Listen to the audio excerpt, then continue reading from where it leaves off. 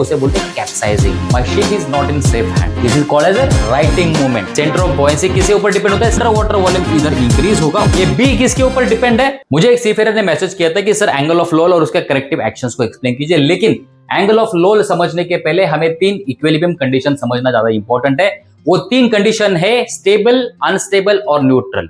अगर आपको इन तीनों में अगर कोई डाउट है तो my ship is not in safe hand. तो ये कंसेप्ट आपका क्लियर होना चाहिए, इसमें कोई कंफ्यूजन नहीं होना चाहिए। ठीक है, तो दोस्तों वीडियो के लिए स्टार्ट करते हैं। मेरे पास टोटल 3 कंडीशन है। एक होता है स्टेबल, सेकंड अनस्टेबल और थर्ड न्यूट्रल। तो ये 3 कंडीशन क्या है? Stable, unstable, neutral. तो स्टेबल क्या होता है? जहां पर जीएम पॉजिटिव रहेगा। अनस्टेबल क्या है? जहां पर जीएम नेगेटिव रहेगा। और न्यूट्रल मतलब क्या है? जहां पर जीएम इज 0। ये आपके बुक में दिया हुआ है। जीएम पॉजिटिव मतलब स्टेबल, जीएम नेगेटिव मतलब अनस्टेबल, जीएम 0 मतलब न्यूट्रल। अभी इसका मतलब क्या है? ये क्यों ऐसा है? जीएम पॉजिटिव होगा तो स्टेबल ही मेरा वेसल क्यों होगा, नेगेटिव होगा तो अनस्टेबल क्यों होगा, और जीएम 0 होगा तो न्यूट्रल कैसे होगा? आपको यह पता है कि आपकी शिप का जो वेट होता है, ग्रेविटेशनल फोर्स, ठीक है, इट इज एक्टिंग डाउनवर्ड, ठीक, और उसे अपोज कौन करता है? उसे रिपेल कौन करता है? बॉयंट फोर्स, ठीक।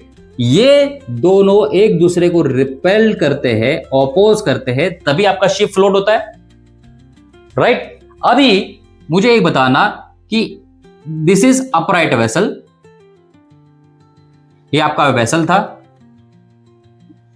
ये वाटर लाइन था, इसको मैंने यहां से कट किया और हम आगे से देख रहे हैं। तो ये अपराइट वेसल है, ठीक, जिसके बीच से लाइन डाला, यहां पर जी है ग्रेविटेशनल फोर्स, यहां पर बॉयंट फोर्स है, ठीक है। बॉयंट फोर्स किसके ऊपर डिपेंड होता है? Centre of buoyancy, COB, centre of buoyancy किसके ऊपर डिपेंड होता है? Centre of buoyancy is depend of under water volume. मेरे शिप का अंडर वाटर जो वॉल्यूम है,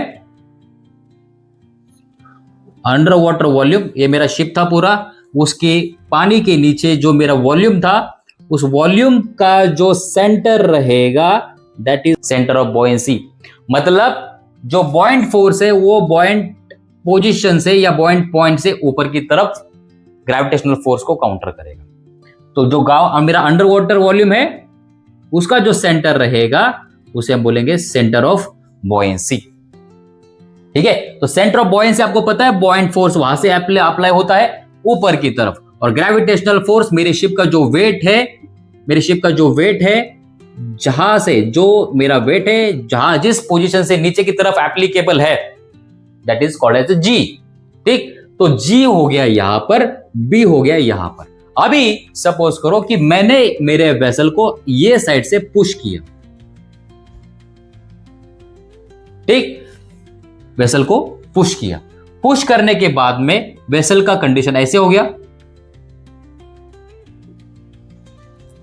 ठीक है। ये मेरा लाइन था, यहां पर जी था, यहां पर बी था, ठीक है। लेकिन ये जो बी है, ये बी किसके ऊपर डिपेंड है?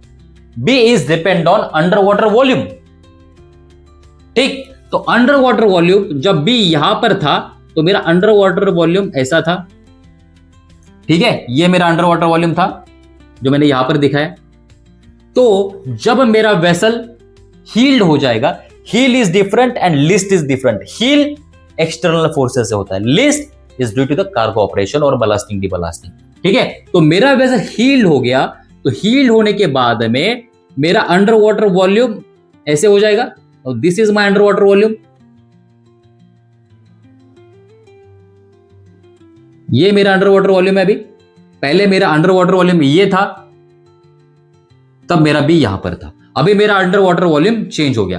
अंडर वाटर वॉल्यूम चेंज हो गया तो आपके बी जो थी, बी जो है वो बी का पोजीशन भी चेंज हो जाएगा, बी का पोजीशन यहां पर आ जाएगा, ठीक है, क्योंकि मेरा अंडर वाटर वॉल्यूम जो है वो चेंज हो गया, ठीक। तो बी की पोजीशन चेंज होगी, तो बी की पोजीशन जहां पर चेंज होती है, जहां पर चली जाती है, तो उस पोजीशन से बी से मैंने क्या बोला था, अपवर्ड फोर्स अप्लाई होता है। बी से अपवर्ड फोर्स अप्लाई होता है और जी से डाउनवर्ड फोर्स अप्लाई होता है। तो ये कैसे हो गया देखो, जी से डाउनवर्ड फोर्स और बी से अपवर्ड फोर्स, बी यहां पर है, बी से अपवर्ड फोर्स, तो ये हो गया कपल। ये कपल हो गया। कपल मतलब कैसे, ये ऐसे इस डायरेक्शन में फोर्स शिप को लग रहे इस डायरेक्शन में, ठीक है। तो ग्रेविटेशनल फोर्स नीचे की तरफ है, बॉइंट फोर्स ऊपर की तरफ है, और कपल बन गया ऐसे। तो मेरा ship is try to turn this way, मतलब इस तरह से, इस तरफ मेरे शिप का फोर्स लग रहा है, ठीक है। तो ये बी जहां पर टच करता है ये सेंटर को, उसे बोलते हैं मेटा सेंटर, ठीक है। ये हो गया मेटा सेंटर, ये हो गया जी, यहां पर हो गया B, this is a new position of B, okay. तो जी और एम, जब एम जी के ऊपर रहेगा, एम जब जी के ऊपर रहेगा तो उसे बोलेंगे जीएम पॉजिटिव, ठीक है। एम अगर जी के ऊपर है तो उसे बोलेंगे जीएम पॉजिटिव। अभी ऐसी भी कंडीशन हो सकती है, अगेन मेरा ये शिप है, ये सेंटर लाइन था, यहां पर जी था, यहां पर बी था, ठीक है। अभी ऐसी भी कंडीशन हो सकती है कि मेरा शिप हील्ड होने के बाद बी का पोजीशन यहां पर आ गया, दिस इज बी 1, और बी यहां से अपवर्ड फोर्स है और जी यहां पर है जो नीचे की तरफ डाउनवर्ड फोर्स है। तो ये हो गया कपल। देखो किस तरह से हो रहा है, ऐसे हो रहा है, ठीक है। ये देखो जी यहां पर है, बी यहां पर है, तो ये कपल कैसे बन रहा है, ऐसे। तो my ship is tends to more heeled, ज्यादा हीलिंग मूवमेंट है। तो ये जो कंडीशन है जहां पर आपकी शिप ज्यादा हील हो रही है, तो उस कंडीशन को बोलते हैं अनस्टेबल कंडीशन। इस कंडीशन को बोलेंगे अनस्टेबल कंडीशन, इस कंडीशन को बोलेंगे स्टेबल कंडीशन। स्टेबल कंडीशन में क्या होता है कि जीएम पॉजिटिव रहेगा। पॉजिटिव रहेगा मतलब आपका मेटा सेंटर जी के ऊपर रहेगा और हमारे शिप को अपराइट करने के लिए फोर्स लगेंगे। This is called as a righting movement, इसे बोलते हैं राइटिंग मूवमेंट। मेरे शिप को अपराइट करने के लिए मूवमेंट जो बनते हैं उसे बोलते हैं राइटिंग मूवमेंट। और मेरे शिप का हीलिंग मूवमेंट बढ़ाने के लिए, मतलब मेरा शिप ऑलरेडी हील है, इसे हम बोलते हैं अपराइट, ठीक है। ये हो गया हील। और ज्यादा हील होने के लिए जो मूवमेंट लगते हैं, जो मूवमेंट बनते हैं, उसे बोलते हैं कैप्साइजिंग मूवमेंट, ठीक है। तो ये हो गया कैप्साइजिंग मूवमेंट। तो कैप्साइजिंग मूवमेंट जिस कंडीशन में या जिस इक्विलिब्रियम कंडीशन में लगते हैं उसे बोलते हैं अनस्टेबल इक्विलिब्रियम, जहां पर जीएम आपका नेगेटिव रहेगा। नेगेटिव रहेगा मतलब एम जो रहेगा, मेटा सेंटर जो रहेगा, हमारे जी के नीचे रहेगा। तो जी कहां पर है, यहां पर है, this is a G, gravitational force. अभी यम कहां पर आ गया, यम यहां पर आ गया। B buoyant force centre line को जहां पर टच करता है उसे बोलते हैं मेटा सेंटर। तो मेटा सेंटर यहां पर आ गया, जी यहां पर है, तो जी एम, मैंने क्या बोला था, जी और एम उसके ऊपर रहेगा तो पॉजिटिव जीएम, और पॉजिटिव जीएम मतलब स्टेबल कंडीशन। अगर एम उसके नीचे है तो मोर हीलिंग मूवमेंट, कैप्साइजिंग मूवमेंट, और कैप्साइजिंग मूवमेंट हुआ तो अनस्टेबल इक्विलिब्रियम कंडीशन, ठीक है। अभी देखना, अभी क्या हो गया कि कैप्साइजिंग मूवमेंट तो बन गया, ठीक है, लेकिन एक पॉइंट ऐसे आएगा, आपका शिप ऑलरेडी हील्ड है और ज्यादा हील हो गया, जिस कंडीशन में एक कंडीशन ऐसे आ गई कि आपका बी आपके जी के एग्जैक्टली नीचे आ गया। जो न्यू B1 था वो आपके एग्जैक्टली जी के नीचे आ गया। ये देखो, इस कंडीशन में देखो, अभी जितना ज्यादा आपका शिप हील होते रहेगा, ठीक है, उतना ज्यादा आपका बी इस तरफ चला जाएगा, क्योंकि यहां पर क्या हो रहा है, जितना ज्यादा वेसल हील करेगा उतना ज्यादा ए वाले एरिया में आपका अंडर वाटर वॉल्यूम इंक्रीज हो रहा है, जितना अंडर वाटर वॉल्यूम इधर इंक्रीज होगा उतना उसी डायरेक्शन में बी बढ़ते जाएगा। तो जितना भी आगे की तरफ जाएगा एक पोजीशन ऐसे आएगा कि बी और जी एक दूसरे के नीचे रहेंगे।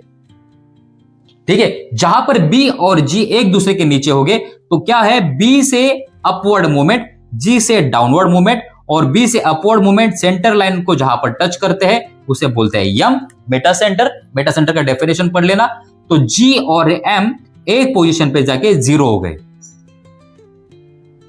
जी और एम इस कंडीशन में, this is a condition number 3, this is a condition number 2, एक पोजीशन पे जाके जी और एम जीरो हो गए तो this is a neutral position, neutral equilibrium. मतलब आपका शिप अभी ऐसे ही रहेगा, आपका शिप सेल आउट होगा और आपका शिप सेलिंग इसी कंडीशन में करेगा।